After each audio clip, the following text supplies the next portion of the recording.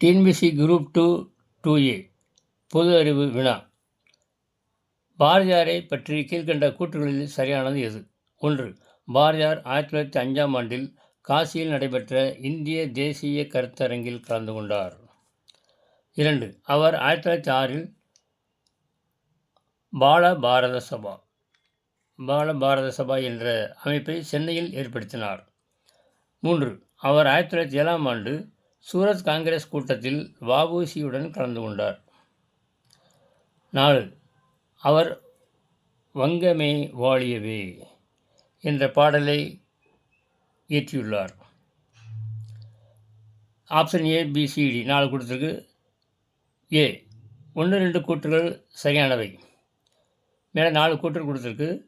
ஏ 1, 2 கூற்றுகள் சரி, 3, 4 கூற்றுகள் தவறுன்னு இருக்குது.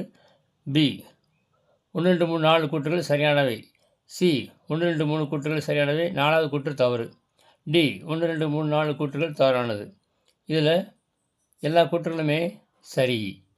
அதனால் எந்த ஆப்ஷன் இருக்குனாக்க ஆப்ஷன் பியில் தான் எல்லா கூற்றுகளும் 1, 2, 3, 4 கூற்றுகள் சரியானவைன்னு இருக்குது. அதனால் இதுதான் கரெக்ட் ஆன்சர். நன்றி.